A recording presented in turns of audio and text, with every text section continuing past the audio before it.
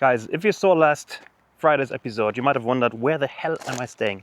Because I'm surrounded by one of the largest secret car collections in South Africa. There's no media coverage of this place, but today I have the honor to have a walk around with the owner of all this crazy mess and show you this secret collection here in Johannesburg, South Africa. And I promise you one thing, your minds will be blown at the end of this video. So let's go. So where is Marek? Well, good news is, on the way to Marek, we'll still see other cars. We'll have a close look at them with him. Oh, that's a nice Rolls Royce. 745, rare car. Even more rare car, that is a Lagonda, Aston Martin. Shout out to my friend Vlad, who's called Lagonda with the last name. Good guy. RS6. Huh. I'm out of word, guys. Where is this crazy genius behind this collection? Needless to say, he has of course got his own workshop, so these cars are not only rotting away, they're also getting fixed, and that's one of the 2 workshops on the properties here. Any questions? I mean, what the hell is going on here? Absolutely unbelievable. Are there tanks in the distance? I need answers. I need Marek. Where is he? Well, if these cuties are here, Marek cannot be far. Hey, what's up? Come here. What are you for, cutie? Huh? Where's Marek, guys? Where's Marek? Where's Marek? Huh? Cuties. So, Marek. But you know what, guys? Before we walk around with Marek, we'll just go directly into one of the most amazing cars here on the entire property. Okay, guys, I'm sitting next to a legend called Marek. He's my host as well, so finally you get to know him. And we are sat in a very special car. It's a 535M, right? Yes, and not only is it an M, it's a lightweight version. It's in the South African special, of which they only made 6. 6? My goodness. How many are left? We know of one other one in the UK, and there is potentially one other car in South Africa somewhere, but that's where we're at. Incredible. So It's up, yeah. in fact, the other car in South Africa is slightly modified, so it's not exactly an original car. So, Okay. Of the 2 that are left, this one and the one in the UK are the most original.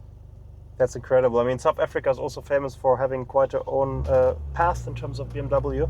I think you did quite a few things here that didn't happen anywhere else in the world, and I guess that's one of the best examples for that. But tell us a bit, what makes BMW so unique on the South African market?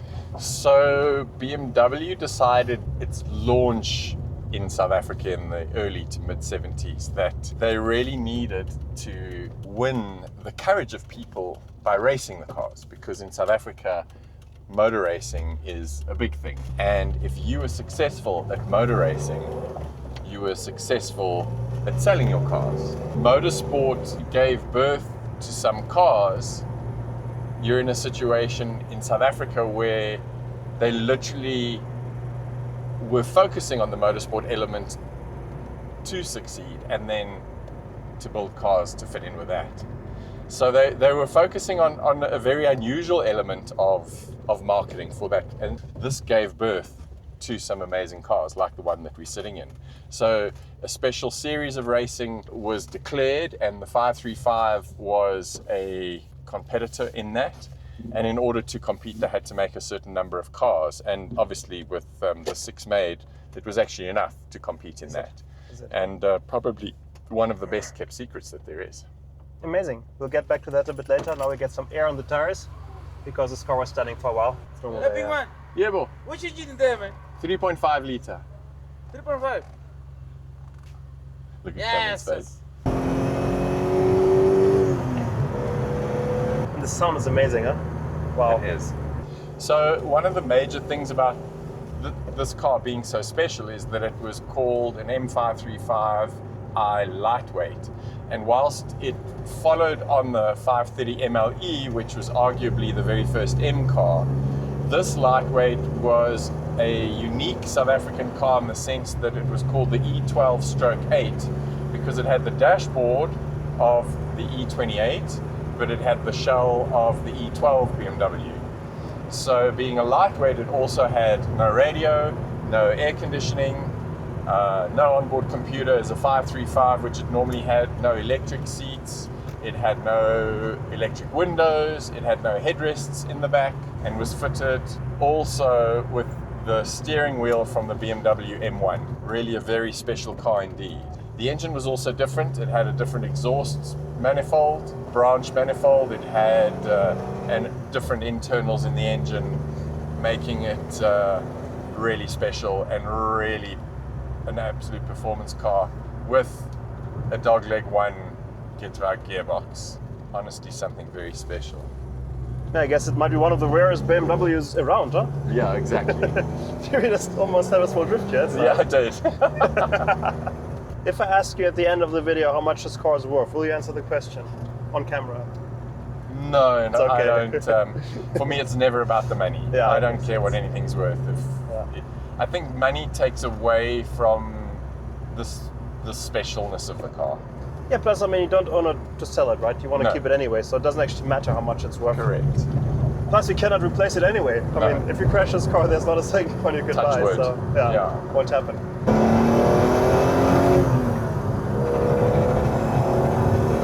You really feel this car wants to go forward, huh? Yeah. It enjoys it.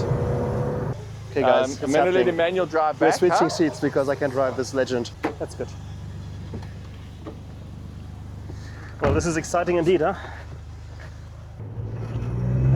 Wow, the torque is amazing, huh? Yeah. Wow. Be Oh. careful. I'm a bit nervous. What? Don't be. Yeah, You've driven the E28 M5? That's true. That was nice. That was very nice. But it's a completely different ride, huh? Yeah, very. Completely different ride. This is much rougher, Yeah. whereas the M5 was, well, still motorsport vibes, but much more comfortable, much more smooth, huh? More luxurious too. Yeah. So that's actually the origin of the M5, huh? Because there was no M5 before this. Correct, and this was developed by BMW Motorsport, even though it was BMW Motorsport South Africa. So although many people outside of South Africa criticize us for not having real M cars and not being any of that kind of stuff, we actually were, because it wasn't done by privateers, it was done by BMW South Africa, which was is a wholly owned subsidiary of BMW Germany. So you can't say BMW didn't do it. BMW did it. And that is the most significant part of this whole thing, is that it exists because people in South Africa are crazy and just love doing crazy things. So one can say that actually the M cars, like the M5 for example, like the M cars that are based on a regular BMW chassis, they're born in South Africa by BMW. Well, originally, yes. I mean, they don't like to admit it because of the M1 and all sorts of other cars, but the 530 MLE was directly developed by Paul Rocha and BMW South Africa Motorsport. So it preceded the 3-liter CSL. So it really is significant stuff. The main thing is that these cars do exist. They're absolutely great. They're analog. They're a lot of fun. I can agree with that, if you get used to the gearbox.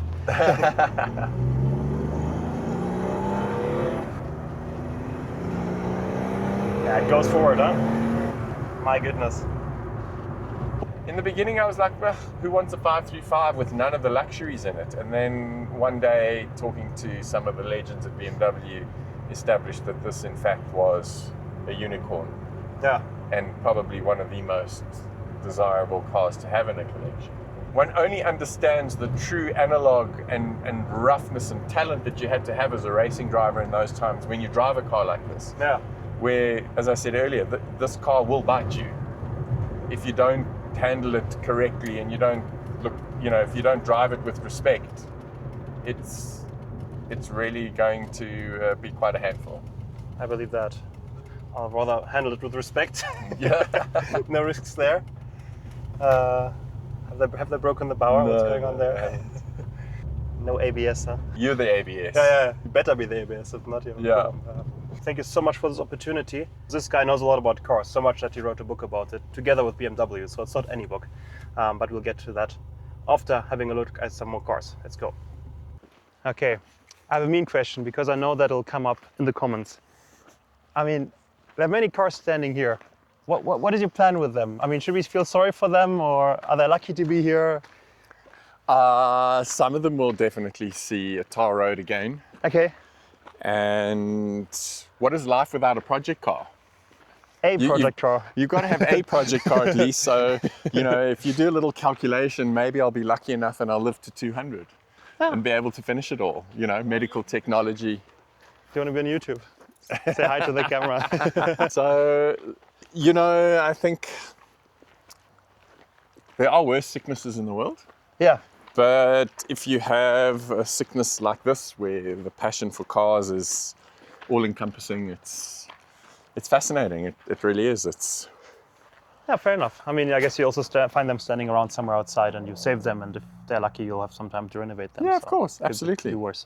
Yeah, makes sense. We've just got to find a group of like-minded people who want to work towards a common cause and get it all done. Nice. And I will check out something absolutely amazing. We'll just turn on some lights.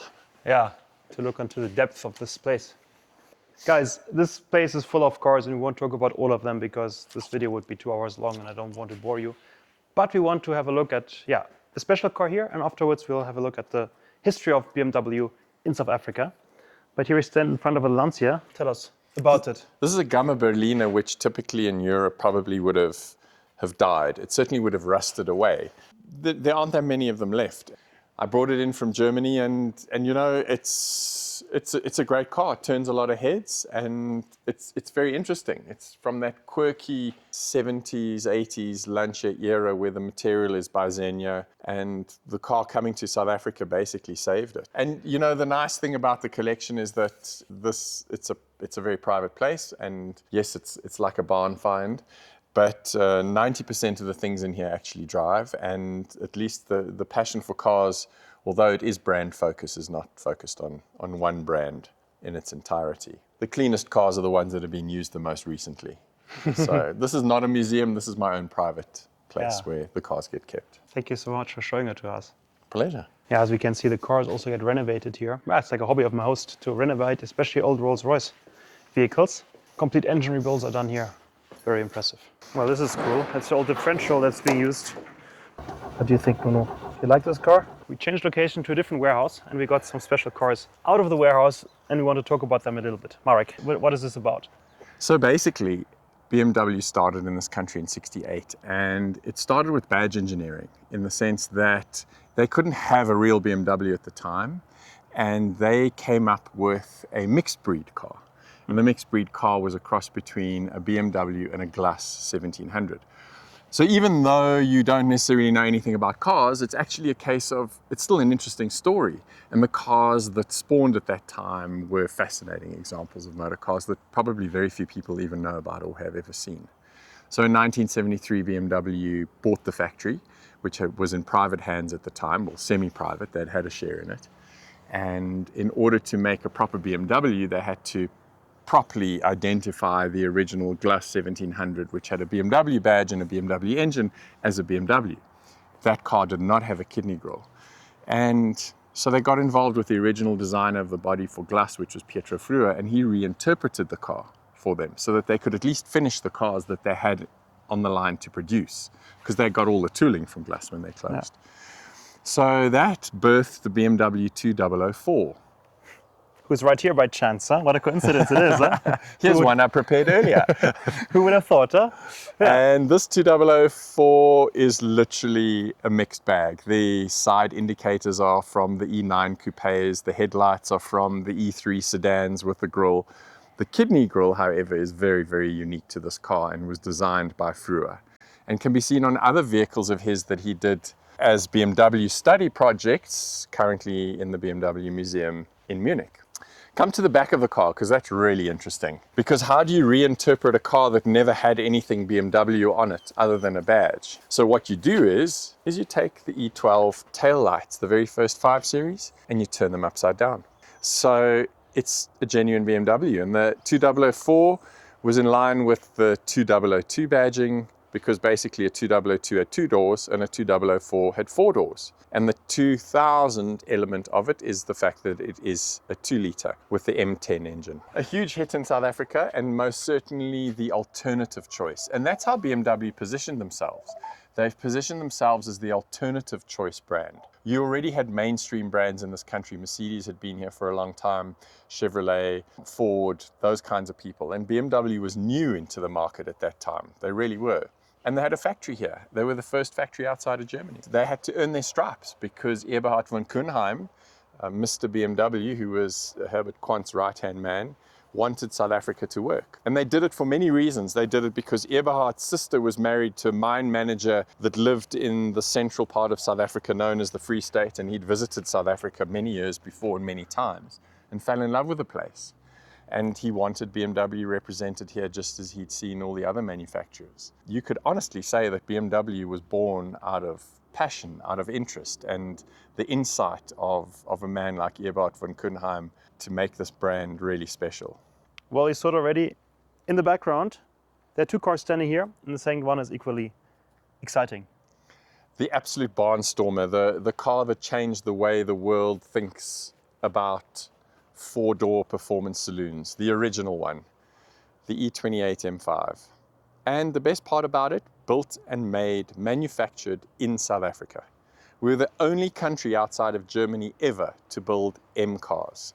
And there's a lot of people who might turn around and go, oh, well, they're not real. They are real. This is BMW in South Africa. This plant is owned by BMW Germany, and the cars that were built here are BMWs. So even with the 2004 that started as a bit of a mixed bag, it's still a BMW.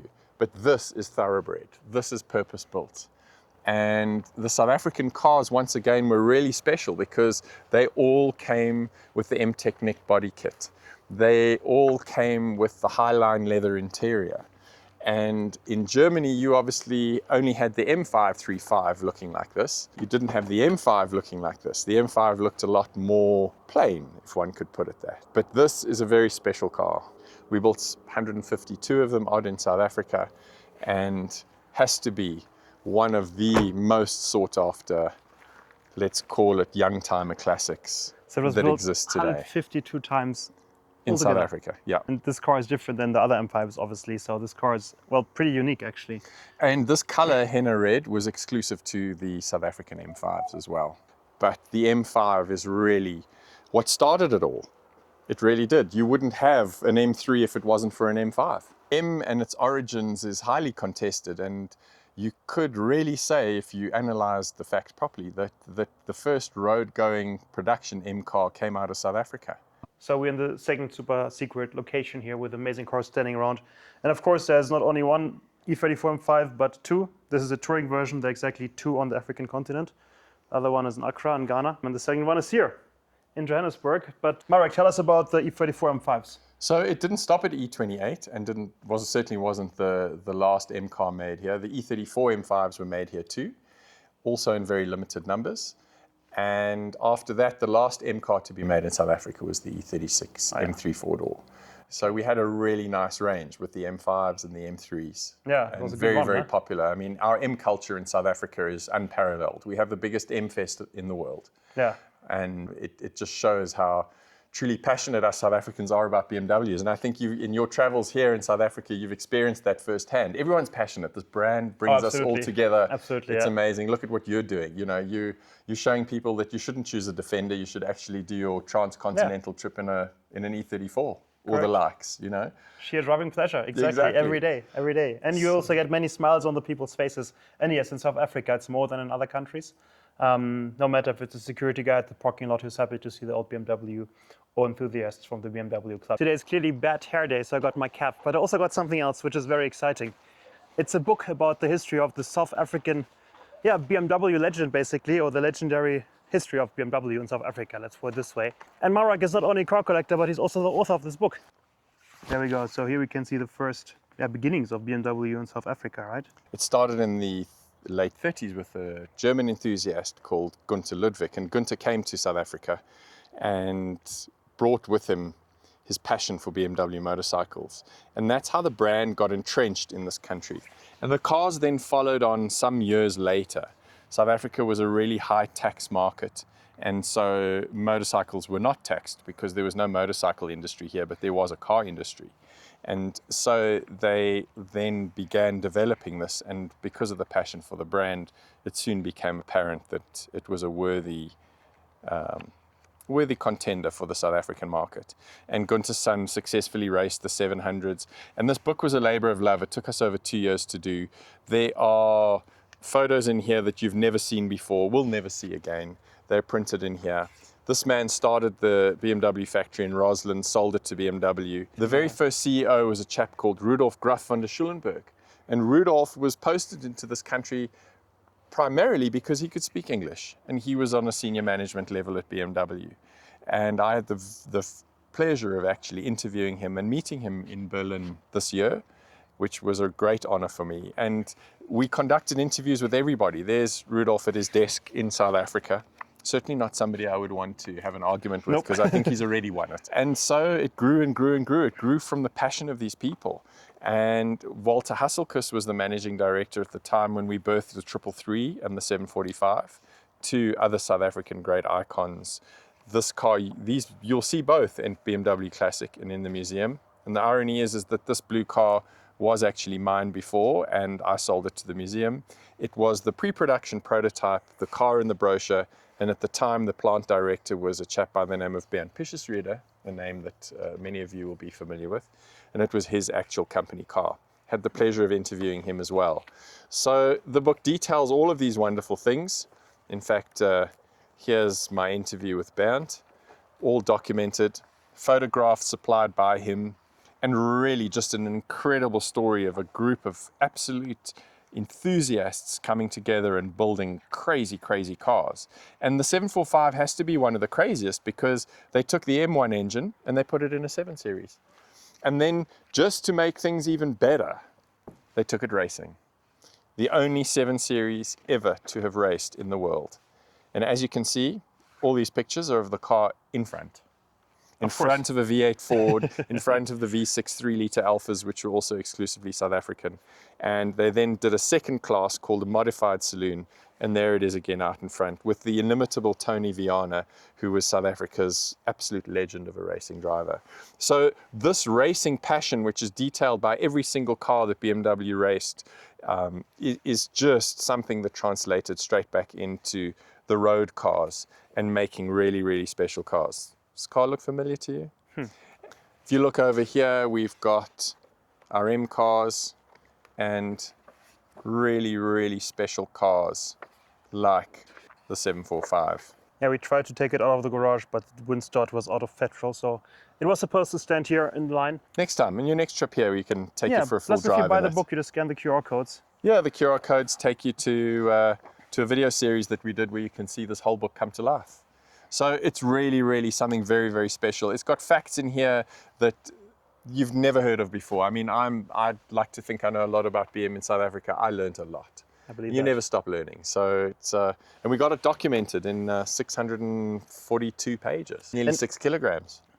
I guess this book, I mean, even if you have nothing to do with cars, it is a beautiful book. So having this lying on your coffee table is definitely something that if you won't do it yourself, your guests will be happy to leaf through, because I mean, also if you look at this quality and the history, it's very decorative. So I think it's something for true BMW enthusiasts, but actually something that everybody can kind of use in his living room. It's a talking point, you know? It is, yeah. I mean, it's more than a book. It's a piece of history. Huh? Yeah.